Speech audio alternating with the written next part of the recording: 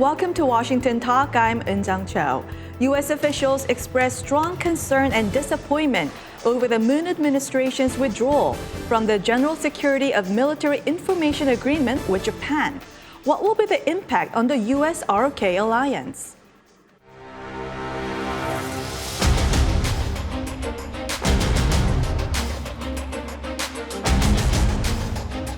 We're disappointed to see the decision that the South Koreans made about that information sharing agreement.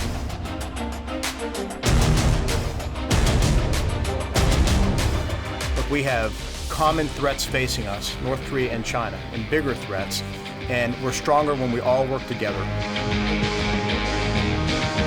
우리의 지소미아 종료 조치에 대해 실망을 표명하는 것을 이해할 수 있으며, 그러니까 우리가 이해할 수 있다는 겁니다.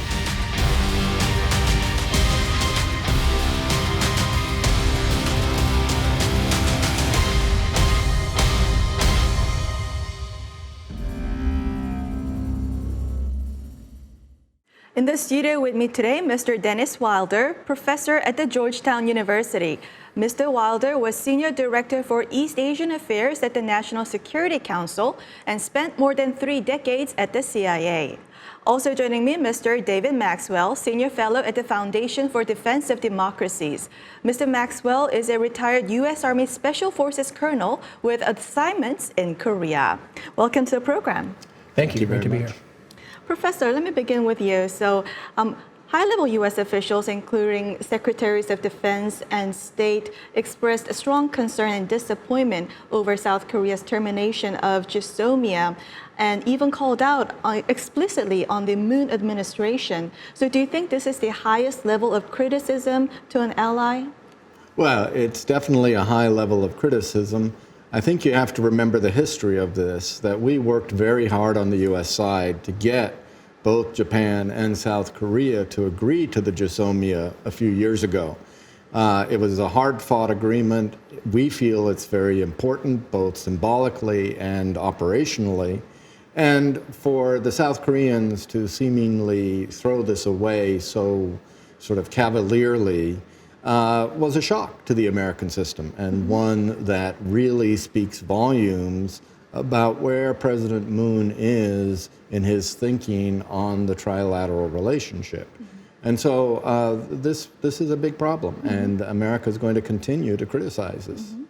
So, Colonel Maxwell, State Department pointed out that the Moon administration, it was its misapprehension over the security threat in Northeast Asia. So, what kind of misapprehension was this? Yes, well, I think that it certainly weakens the alliance and weakens our military capabilities.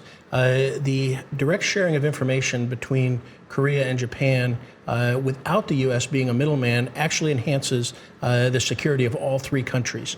And so by backing out of the Jisomia, information sharing now occurs like it used to in the past through the U.S., which is naturally slower and of course will reduce the efficiency of military operations. So this decision has a military impact, although we should keep in mind that the ability of U.S. and South Korean forces to deter and defend South Korea is not significantly diminished. And the military capabilities remain strong. And State Department pointed out that U.S. forces in South Korea may also be impacted. So what kind of impacts do you anticipate? Well, the most important impact is early warning of North Korean attack. Now, of course, we have intelligence capabilities to watch for that, but so does Japan, and South Korea has lesser capability. And so the combined intelligence capabilities of the U.S., Japan, and South Korea really bring strength to the process. And either one may observe the indications and warning of an impending attack, or they provide second source confirmation of potential military operations. So it's important that this information is shared rapidly.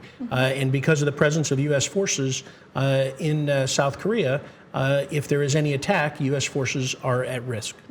And Professor Wilder, contrary to South Korea's public statements, the State Department said it never expressed understanding of South Korea's decision. And Assistant Secretary of Defense Shriver said that South Korea never gave prior notice to the United States. So do you think the incorrect messaging from the South Korean government also aggravated the situation?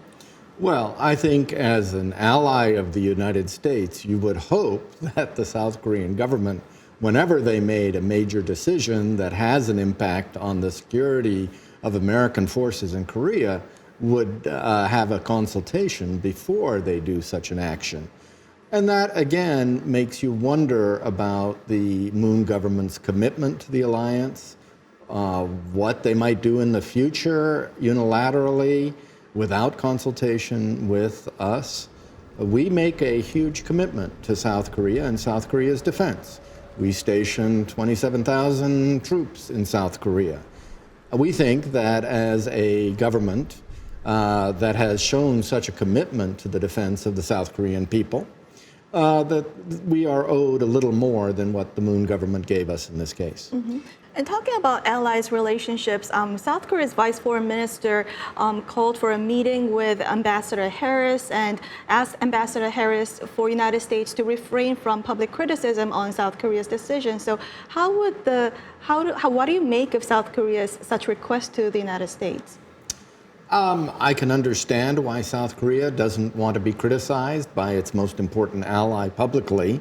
That is perfectly understandable, but it is a little bit of a reach on the part of the South Koreans to believe that something as important as the breaking of the Jisomia agreement would not be something the United States would comment on. American public would be asking the administration questions about this. The reporters would ask, does the South Korean government want a no comment statement out of the U.S. government? I think it is well within the rights of the U.S. government to explain where they stand on this issue. And so I'm a little perplexed the South Korean government would think that's an appropriate request of the U.S. side. Mm-hmm. So earlier on, you mentioned how the trilateral information sharing agreement is ineffective, less effective than the Jisomia. And what are Japan's strength in intelligence gathering? Well, certainly, like the U.S., they have a good satellite coverage of the North. And of course, the other thing is that we really don't talk publicly about the intelligence capabilities of all three countries. But I think it's fair to say that we have complementary capabilities, we have overlapping capabilities, and many of these capabilities fill the gaps of the others. And that's why the strength of the three is greater than any one of the parts. And so I think that South Korea has capabilities with relations with North Korea, and Japan has technical capabilities, and they both complement each other. If I may, I want to add on this because I was chief of analysis for East Asia at the CIA. One of the things you're always worried about is, does somebody have a piece of the puzzle that you don't have? And are your partners providing you with their pieces? 9/11 could have been stopped if the FBI and the CIA had shared some critical information with each other, according to the U.S. Congress's after action report. And I agree that there was critical information that wasn't shared between government agencies. Well, now we're talking about not sharing information between governments. And so you don't know what you're missing. And if there's a critical piece of intelligence that the Japanese have, that the South Koreans need, or the South Koreans need that the Japanese have, and we're not sharing it, you could miss something major. So we're going to talk about China later on in this discussion, but what does North Korea got to gain from the termination of Jisomia? Well, I think on the diplomatic front, they have to be very happy with this situation, because what it says is the alliance is unraveling a bit. And of course, they are very worried about a trilateral alliance. If you can separate, divide and conquer is the term often used for this, I would think that the North Koreans see an opportunity in this situation. The State Department also expressed concerns about South Korea's latest large exercises around the Liancourt Rocks, also called as Dokdo. So the United States didn't make much comments about this disputed territorial issues before. So what do you make of this latest concern expressed from the State Department? Yes, this is very problematic. We have long tried to stay out of this, the territorial dispute between Korea and Japan, because once we make a comment, we will be appearing to take sides. And I think the Koreans have interpreted our recent comment as taking the other side on this, and they have been, responded very. I think actually criticism of Tokdo generates greater feeling in Korea than the criticism of the withdrawal from the Jisomiya. And I think we as Americans don't understand that and how important that is to Korea as well as Japan. So we've generally tried to stay out of that. But I think given the frustrations over the Jisomiya and the threats in Northeast Asia, particularly the recent incursions by China and Russia in the area, in the KDIS, and so I think that our comments there were really generated out of frustration with the Jisomiya, and the exercise following so closely to that really does harm the trilateral cooperation of the three allies. So on this issue of taking sides, where the United States is not taking any sides, but the Blue House said that it is Japan which undermined the trilateral relationship with Japan's economic revenge on South Korea. And how is it received? Japan and South Korea pointing fingers at each other. How is this being received in Washington? I think there's actually some puzzlement in Washington over the way that these two sides are behaving. We know there are a lot of historical issues, that there are historical animosities between the two countries, and certainly there are reasons going back to World War II for some of these animosities. However, we put history in the United States behind us on these issues, such as World War II. And we're, I think, sometimes perplexed that this still seems to have such a huge resonance in both societies. So, some people can accuse the United States of sort of ignoring history, and maybe we are guilty of that at times, but sometimes if you live too much in the past, you get into situations like this. And so I think what we would like to see our allies do in East Asia is try to put this history behind them as best they can, and try and find, obviously, ways to deal with the territorial and other issues that have come up. Assistant Secretary of Defense Shriver called on South Korea to reverse its decision to terminate Jisomiya before it is expired in November. And South Korean Prime Minister also hinted that this could be possible. So what do you think are the chances that South Korea will take this road? And how important is this decision at this time? I think it's very important, as we've outlined, for national security. But whether it will happen or not is really a function of two people, President Moon and Prime Minister Abe. Both of them need to exercise real leadership. Both of them need to put national security and national prosperity ahead of these emotional, historical issues. And that is really the only way out of this. They have to demonstrate leadership and really have to go against their domestic political constituencies and set those aside for the good of both countries and really the good of all three countries. Before we go, I want both your opinions. So Professor Wilder and Colonel Maxwell, is the US-ROK alliance now reaching dangerous levels? I wouldn't go that far yet, but I think this is a step down that road. And I think that we have a lot of complicated issues to deal with. We have the issue of burden sharing that's coming up again. There are many things here. And so I think this is a warning signal that we should all take. This is a canary in the coal mine situation where clearly we're not on the same page right now, and we need to get back together. I think we are potentially heading towards a perfect storm with negative conditions. However, the analogy for an alliance is like a marriage, and there are ups and downs in a marriage. When you look at the history of the alliance, we've been through some difficult times. Various administrations have had differing views in the past, and we've worked through them. But if it is like a marriage, we really need some counseling, and we really have to talk and work together and remember what the alliance is based on. Well, we'll surely have to work through this. We'll leave it here and watch video for our next discussion. Thank you.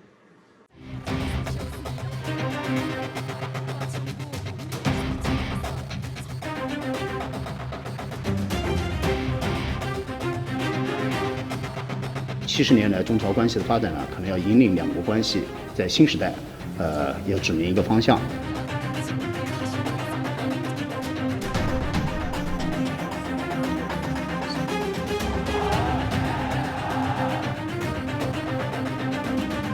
我们支持日韩双方借这次外长会的契机，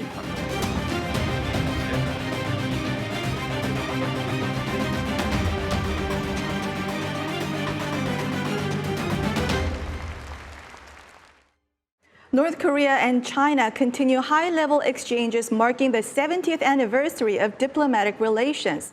The latest in the series of visits is Chinese Foreign Minister Wang Yi's visit to North Korea. Now, Colonel Maxwell, what will be Foreign Minister Wang Yi's biggest agenda? Last year, he was there in May, and soon after, Chairman Kim visited Dalian. So is he there again to set up the logistics, or will he be there to discuss denuclearization? Probably both. I'm sure we'll probably hear some kind of public statement from China that they support denuclearization and they urge both sides to talk. I think that's how they will put it diplomatically. But it is likely that they are setting up a future meeting. What I think is interesting is that these are foreign ministry meetings, and in the past, as I understand it, they've really been more party to party.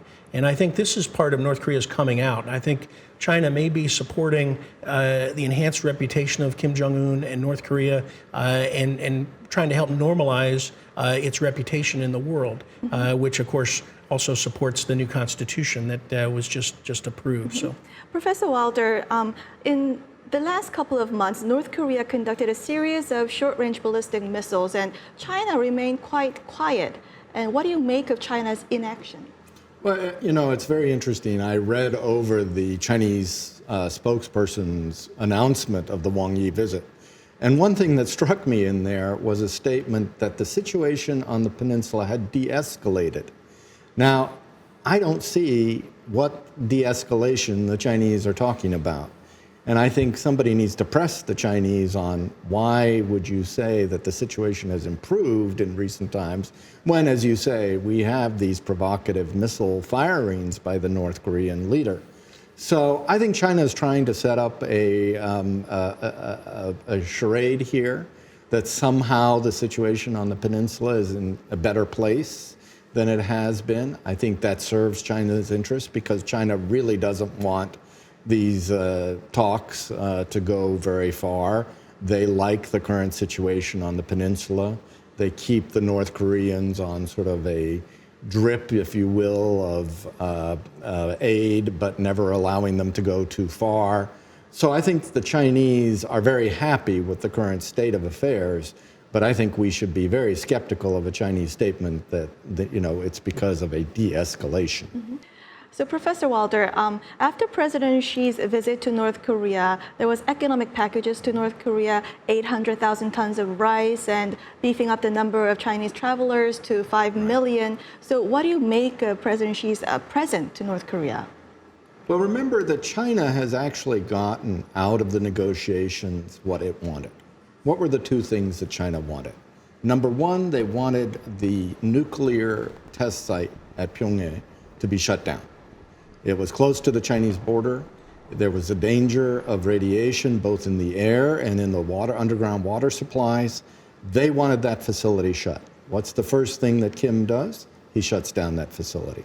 Secondly, they wanted the long-range missile testing over Japan stopped because they realized that was destabilizing. And of course, at one point, President Trump very clearly stated that this could lead to military conflict. So really, China's goals diplomatically have been achieved. Well, if you've achieved your goals, then you're going to offer incentives to the other side to continue to play by the rules you have set. Mm-hmm. So while we are very far from anything that we would want in terms of denuclearization, actually the Chinese cleverly got what they wanted in these negotiations. Mm-hmm. And Colonel Maxwell, with the termination of Jisomia, the landscape in Northeast Asia could have changed a little bit. So how would China make the most out of this latest situation? Well, I think, they probably will follow Napoleon's dictum and say that if your enemy's making a mistake, don't interrupt him. And they're seeing the friction among the three friends and allies of the U.S., China, and Japan, or the U.S., South Korea, and Japan. And that's really in their interest. A breakdown in relations among the allies serves North Korea and China. And so I think that they're happy, and I think probably what Dennis was talking about, the statement that things have calmed down, I think that they're not put off by the short-range provocations, the missiles, but actually North Korea may believe that that they're able to attack what KCNA calls the fat target, Camp Humphreys, Osan Air Base, Cheongju Air Base, where the F-35s are. That gives them an advantage in future negotiations if they ever come to working level talks, and all of that contributes to destabilizing the alliance, the ROK-US alliance, and the trilateral relationship. And so I think that is probably perceived in China's benefit. And Professor Wilder, United States and China are in a trade war right now, and how would that affect China's help or cooperation in trying to denuclearize North Korea? Right. Well, I think, to be very frank with you, this is a price we pay on the trade war. The United States has made very wise decisions to push China on the trade questions because China has not been a good actor on the international stage as far as its economic policies and its trade policies. And there's a long list. Peter Navarro calls it the 7 deadly sins of China. I won't go through the 7 deadly sins, but there's good reason for that. But you have to understand in diplomacy that when you take a tough stand with another government, they're not going to do you too many favors. And I think what we see at this point, certainly with the way the Chinese are supporting the North Koreans, as we've discussed already today, the Chinese aren't going to help us very much. For example, there is clearly a series of violations continuing as far as oil shipments into North Korea that violate the UN agreements. Those oil shipments go through Chinese waters.